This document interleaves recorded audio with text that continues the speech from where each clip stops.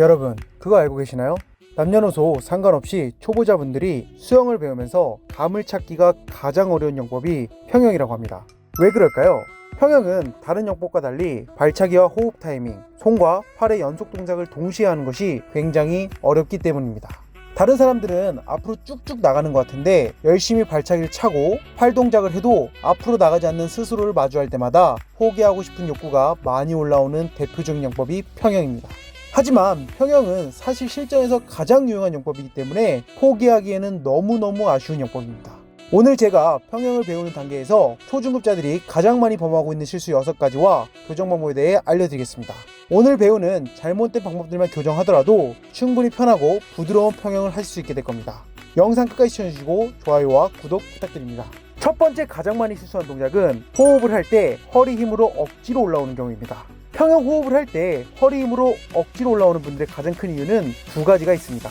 첫째, 리듬감이 부족해 팔젓기 타이밍을 놓쳐서 상체 띄우기가 잘 안 되는 경우. 둘째, 킥에서 추진력을 얻지 못해 가라앉는 몸을 호흡하기 위해서 손으로 힘겹게 당겨 물을 누르니 상체 띄우기가 잘 안 되는 경우. 호흡을 할 때 힘으로 억지로 올라오게 되면 허리에 부담이 많이 가서 평영만 하면 허리가 아프다는 이야기가 나올 뿐더러 물의 저항을 많이 받아 앞으로 잘 나가지 못하게 됩니다. 교정 방법으로는 팔젓기 타이밍을 잘 잡아주셔야 합니다. 평영에는 입수 후 멋지게 수면 위로 부상하면서 팔젓기를 하는 타이밍이 있습니다. 이 타이밍을 맞추지 못하기 때문에 폼이 망가지고 허우적거리게 되는 겁니다. 입수 후 글라이드를 길게 하고 몸의 진행 방향은 수면 위를 향하게 합니다. 글라이드를 하면 몸은 물을 타고 수면 위로 천천히 올라옵니다. 이때 물을 타고 올라온 타이밍 맞추어 몸을 앞쪽으로 들어주셔야 평영의 올바른 부상 동작이 나오게 됩니다. 입수 후 몸은 아직 물 밑에 있는데 나오는 것에만 신경 써서 팔의 힘으로만 몸을 수면 위로 들어 올리면 제대로 올라오지 못하게 됩니다. 앞서 말한 것처럼 평영과 접영은 리듬감을 필요로 하는 영법이기 때문에 힘으로 움직이려 하지 말고 물과 몸의 리듬을 타면서 해주셔야 합니다.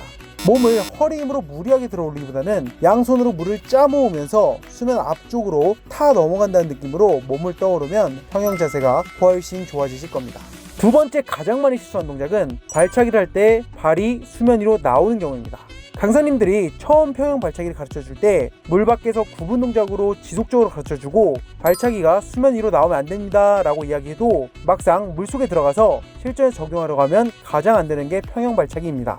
특히 발차기를 할 때 발이 수면 위로 나오게 되면 킥의 힘이 너무 약해서 앞으로 잘 나가지 않을 뿐더러 발차기를 계속 차도 제자리 걸음만 하는 답답한 자신의 모습을 발견하게 되실 겁니다. 제가 말씀드리는 발이 수면 위로 나와 킥을 차는 이유와 교정 방법을 통해서 반드시 발차기를 교정하셔야 합니다.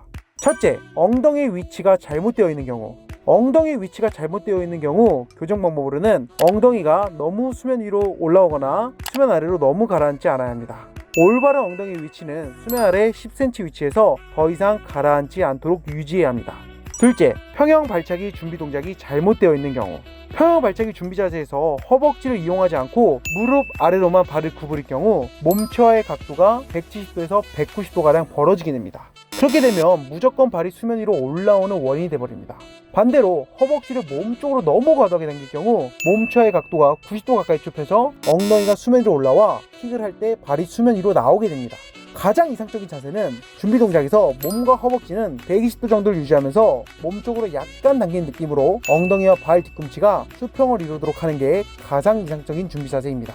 스스로 자세가 헷갈리면 강사님에게 꼭 봐달라고 요청하셔서 이 자세는 악착같이 교정해야 합니다. 이거 못 고치면 평영 발차기 절대 교정 안 됩니다. 세 번째 가장 많이 실수한 동작은 평영 시선 처리를 제대로 못하는 경우입니다. 평영에서 호흡을 할 때 여러분은 어디를 보시나요? 상식적으로 생각하면 앞을 보지 않냐 라고 이야기하시겠지만 상급반이나 강사님들 잘 보시면 절대 앞을 보지 않고 팔을 뻗은 손끝이 있는 곳을 바라봅니다. 왜 그럴까요?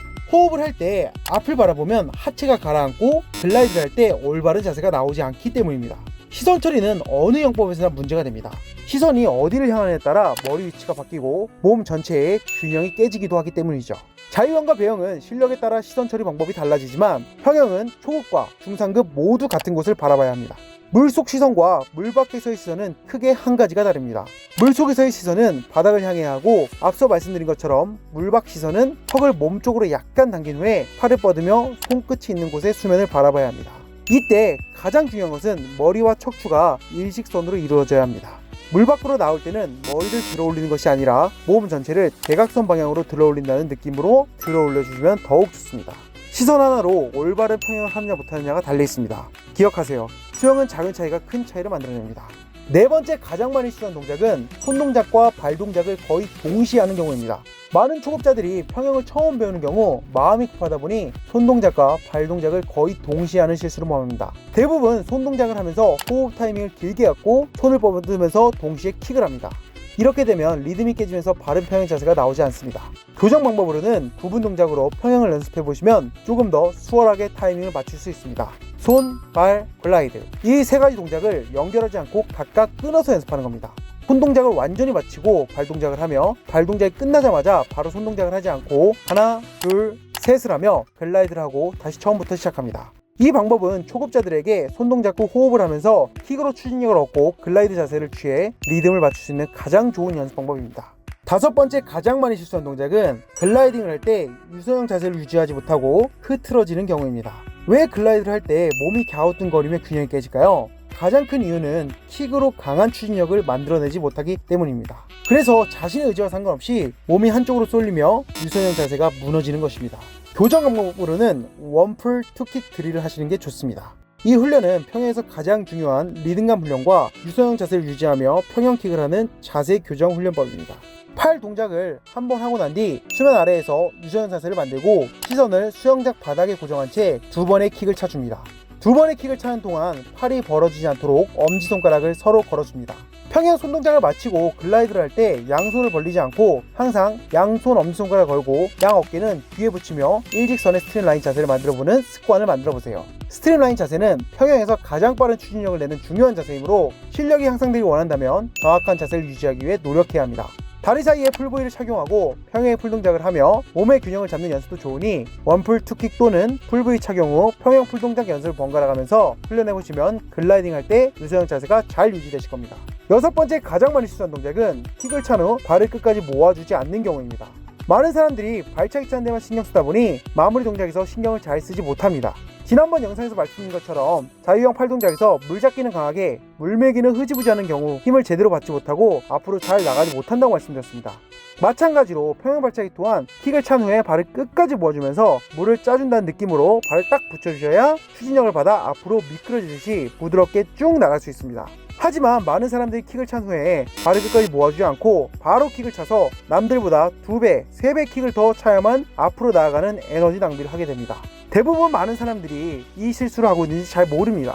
평형을 하면서 반드시 발을 끝까지 모아주는 것을 의식하시면서 하시면 쉽게 교정하실 수 있을 겁니다.